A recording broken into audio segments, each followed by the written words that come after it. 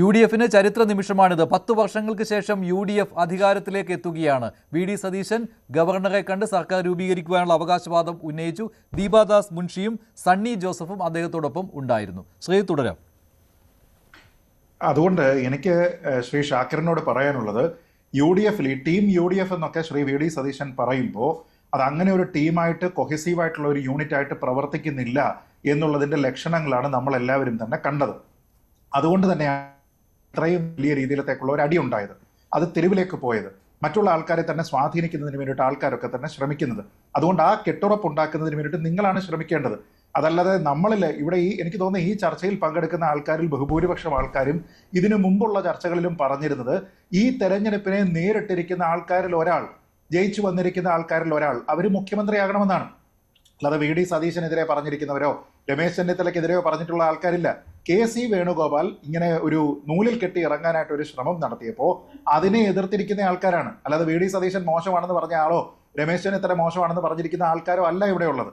അതുകൊണ്ട് അങ്ങനെ ഒരു നറേറ്റീവ് വെച്ചുകൊണ്ട് ആൾക്കാരെ ഇങ്ങനെ മൊത്തത്തിൽ നിങ്ങൾ ഇപ്പോൾ വന്നിരിക്കുന്ന ആൾക്കാരെ അധിക്ഷേപിക്കാൻ ശ്രമിക്കുന്നു എന്നൊന്നും പറയേണ്ടതില്ല. അസത്യമായിട്ടുള്ള കാര്യങ്ങളോ വാസ്തവമല്ലാത്തതായിട്ടുള്ള കാര്യങ്ങളോ ആരും ഈ ചർച്ചയിൽ പറയുന്നില്ല.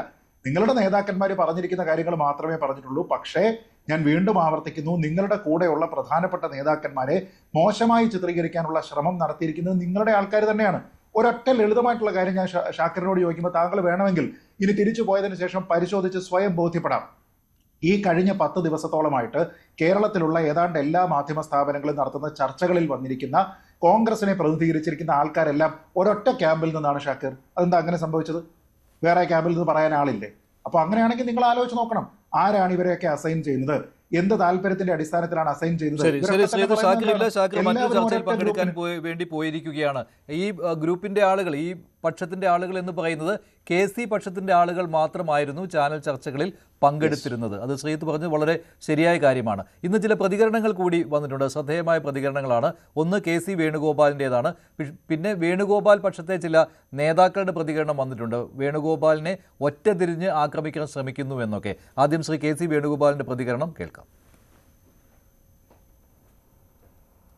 ഇതേക്കുറിച്ച് പഴകുളം മധു, നിയുക്ത MLA, അദ്ദേഹം പ്രതികരിച്ചിരുന്നു. അദ്ദേഹത്തിന്റെ പ്രതികരണം: KC വേണുഗോപാൽ ഈ മത്സരത്തിൽ ഏറ്റവും യോഗ്യനായ നേതാവായിരുന്നു. പക്ഷെ നിർഭാഗ്യവശാൽ KC വേണുഗോപാലിനെ മറ്റേതോ ഒരു ഉപഗ്രഹത്തിൽ നിന്നും വന്ന ആളെന്നുള്ള രീതിയിൽ ചിത്രീകരിക്കാനും അദ്ദേഹത്തെ വളഞ്ഞിട്ട് ആക്രമിക്കാനും വ്യക്തിപരമായി തേജോവധം ചെയ്യാനും ഗൂഢമായ അധാർമികമായ ഒരു നീക്കം കേരളത്തിൽ നടന്നു. 4.5 പതിറ്റാണ്ട് കാലം കേരളത്തിൽ പൊതുരംഗത്ത് സജീവമായ, കേരളത്തിന്റെ വികസനത്തിനും പുരോഗതിക്കും വളരെയേറെ സംഭാവനകൾ ചെയ്ത ഏറ്റവും ധീരനായ ഒരു നേതാവിനെ ഏറ്റവും ഹീനമായ മാർഗങ്ങൾ ഉപയോഗിച്ച് ആക്രമിക്കാൻ ശ്രമിച്ചു എന്നുള്ളത് ഈ തരത്തിൽ നമ്മൾ കാണാതെ പോയിക്കൂടാ. അതിനെ പ്രതിരോധിക്കാൻ ബാധ്യത ഉണ്ടായിരുന്ന പാർട്ടി ലീഡർഷിപ്പ് അതിനെ പ്രതിരോധിക്കാത്തത് കൊണ്ടാണ് സാധാരണക്കാരായിട്ടുള്ള പാവങ്ങളായിട്ടുള്ള ജനങ്ങൾ പോലും ആ ഒരു ക്യാമ്പയിനെ ഏറ്റെടുക്കാൻ തയ്യാറായത്. അതായത് തെറ്റിദ്ധരിക്കപ്പെട്ടു. തീർച്ചയായിട്ടും KC വേണുഗോപാൽ എന്ന് വെച്ചാൽ കേരളത്തിലെ കോൺഗ്രസിനെ, ഈ CPMന്റെ ഏറ്റവും ക്രൂരമായ രാഷ്ട്രീയ വേട്ടയാടൽ നടന്നൊരു കാലത്ത് കേരളത്തിലെ കോൺഗ്രസിനെ തിരികെ കൊണ്ടുവരുന്ന നേതാവാണ് ശ്രീ KC വേണുഗോപാൽ. നന്ദാവനം പോലീസ് ക്യാമ്പിൽ ഉൾപ്പെടെ അദ്ദേഹം ഏറ്റുവാങ്ങിയ ക്രൂരമായ മർദ്ദനങ്ങൾ, അതിലൂടെ KSUവിനെ, യൂത്ത് കോൺഗ്രസിനെ കേരളത്തിലേക്ക് തിരികെ കൊണ്ടുവന്ന ഒരു നേതാവാണ് വേണുഗോപാൽ. അദ്ദേഹം ഇന്ത്യൻ നാഷണൽ കോൺഗ്രസിനെ ശക്തിപ്പെടുത്താൻ ശ്രീ രാഹുൽ ഗാന്ധിക്ക് ഇന്ത്യൻ പാർലമെന്റിനകത്ത് അദ്ദേഹം നടത്തിയ പോരാട്ടം കണ്ടിട്ടില്ലേ? ആ KC വേണുഗോപാലിനെയാണ് ഇവിടെ വളഞ്ഞിട്ട് ആക്രമിച്ചത്. അല്ല, ഇതിന് പിന്നിൽ ഒരു ഒരു സമ്മർദ്ദ നീക്കം ഉണ്ടെന്ന് കരുതുന്നു.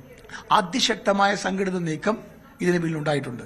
അതിശക്തമായ സംഘടിത നീക്കം KC വേണുഗോപാലിനെ ഫോക്കസ് ചെയ്ത് അദ്ദേഹത്തെ ആക്ഷേപിക്കാൻ വേണ്ടി ഈ സന്തോഷകരമായ സാഹചര്യത്തിൽ ആ വശം കൂടി നമ്മൾ കാണണം. സ്വാഗതം ചെയ്യുകയാണ്, സന്തോഷപൂർവ്വം സ്വാഗതം ചെയ്യുകയാണ്. കേരളത്തിലെ ജനങ്ങൾ വളരെ പ്രതീക്ഷയോടെയാണ് വൻ ഭൂരിപക്ഷം നൽകി UDFിനെ അധികാരത്തിലേക്ക് എത്തിച്ചിരിക്കുന്നത്. 102 അംഗ ഭൂരിപക്ഷം എന്ന് പറയുന്നത് സമകാലീന ചരിത്രത്തിൽ ഇല്ലാത്തതായിരുന്നു.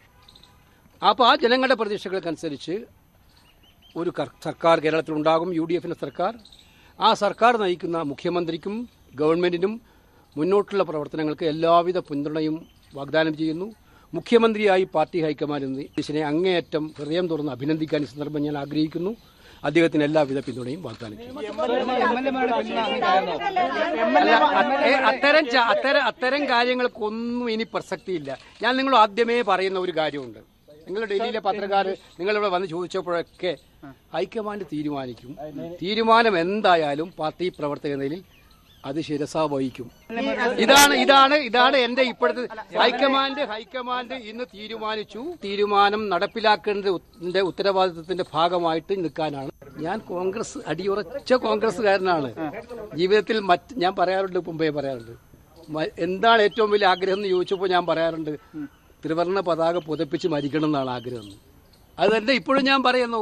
അതിനകത്ത് ഗവൺമെന്റിന് എല്ലാവിധ പിന്തുണയും കൊടുക്കും. അത് മുന്നോട്ട് പോകുന്നതിനുള്ള എല്ലാ സഹായങ്ങളും എൻ്റെ ഭാഗത്തുണ്ടാവും. ഞാൻ പറഞ്ഞു, ഇത് പല സംസ്ഥാനങ്ങളിലും ഇത്തരം തീരുമാനങ്ങൾ പ്രഖ്യാപിക്കുന്ന ആളാണ് ഞാൻ. നിങ്ങൾക്കറിയാലോ, കർണാടകത്തിലായാലും തെലങ്കാനയിലായാലും ഹിമാചലിലായാലും ഇത്തരം തീരുമാനങ്ങൾ പ്രഖ്യാപിക്കുന്നവരാണ്. കേരളമായതുകൊണ്ടാണ് ഞാൻ പ്രഖ്യാപനത്തിൽ മാറിയുന്നത്. അപ്പോൾ ആ പ്രഖ്യാപനത്തെ പൂർണ്ണമായിട്ടും അംഗീകരിക്കുക എന്നുള്ളതാണ് ഒരു കോൺഗ്രസ് പ്രവർത്തക എന്ന നിലയിൽ ഏറ്റവും ഇഷ്ടപ്പെടുന്നത്. കൂടുതൽ വാർത്തകൾക്ക് news 18 Keralam YouTube channel subscribe ചെയ്യുക.